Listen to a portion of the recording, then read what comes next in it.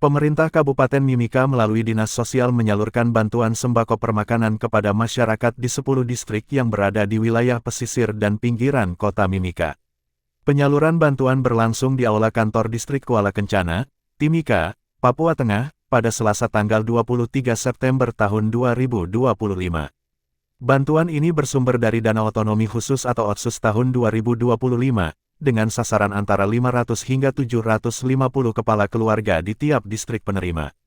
Adapun 10 distrik yang menerima bantuan diantaranya Kuala Kencana, Iwaka, Wania, Koam Kinarama, Mimika Timur, Mimika Tengah, Mimika Barat, Amar, Mimika Barat Tengah, serta Jita. PLT Kepala Dinas Sosial Kabupaten Mimika, Devota Leisubon, menjelaskan bahwa bantuan berupa beras, telur, dan minyak goreng ini adalah program prioritas Pemkab Mimika untuk mengatasi persoalan sosial. Program tersebut difokuskan kepada warga yang masuk kategori miskin, miskin ekstrim, lansia tidak mampu, penyandang disabilitas, serta anak terlantar di luar panti. Sementara itu, Bupati Mimika John Retop dalam arahannya menegaskan, penyaluran kali ini diprioritaskan untuk masyarakat pesisir, sementara untuk wilayah pegunungan akan dijadwalkan pada tahun depan. Bupati juga meminta agar pembagian dilakukan dengan tertib, melibatkan aparat distrik, polsek, dan koramil, sehingga benar-benar tepat sasaran sesuai data dinas sosial. Selain menyalurkan bantuan sembako, pemerintah daerah juga terus menggelar operasi pasar bersama OPD teknis terkait, guna menekan laju inflasi. Jika sebelumnya inflasi Mimika berada pada kisaran 5%, kini sudah turun menjadi sekitar 2%, dan pemerintah berupaya agar angka ini terus menurun demi menjaga stabilitas ekonomi masyarakat. Dengan adanya bantuan permakanan dan operasi pasar ini, Pemkab Mimika berharap dapat meringankan beban masyarakat serta meningkatkan kesejahteraan warga secara merata. Rehabilitasi dasar anak terlantar di luar panti. Yang keempat, rehabilitasi sosial dasar penyandang disabilitas terlantar di luar panti. Sasaran lokasi adalah pada 10 distrik sebagai penerima manfaat. Indikator capaian program adalah jumlah orang yang mendapatkan pemenuhan kebutuhan permakanan sesuai dengan standar gizi minimal. Adapun 10 distrik yang dimaksud adalah 5 distrik pinggiran kota dan 5 distrik pesisir.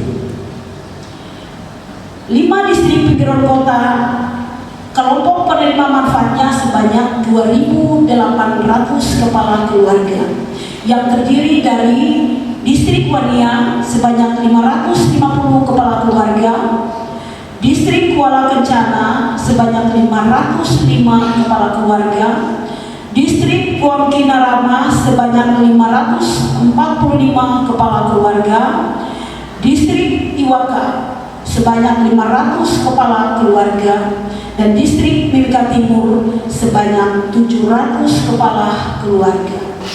Kita diberikan dana lagi untuk bantuan dari dana otsus untuk bagaimana kita mengkreativitaskan, kita kreatif dan inovasi untuk bisa membantu masyarakat yang rentan, yang miskin, yang tidak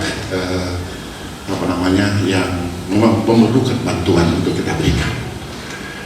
Dan berdasarkan data, kita sebenarnya dalam tahun ini, kita sebenarnya data ekstrim ini, masyarakat miskin ini sebenarnya menurun. Artinya bahwa sebenarnya kita siapkan seperti pada tahun lalu, kita harus memberikan pada 21.000 kepala keluarga, 21.000 kepala keluarga. Tahun ini kita berikan pada 10.000 berdasarkan data. 10.000, artinya kita turun drastis 50% angka kemiskinannya. Tetapi kalau kita bagi, masyarakat kalau kita kasih bantuan tidak mau merasa orang miskin dan tidak mau merasa semua harus dapat. Ini persoalan kita. Kita mau berusaha untuk turunkan data, Tapi masyarakat tidak mau. Masyarakat bilang tidak, kita juga miskin, kita butuh data. Kita juga harus tetap dapat bantuan. Nah, ini yang harus diatur dengan baik oleh kepala-kepala distrik. Jangan sampai kasus kemarin terjadi.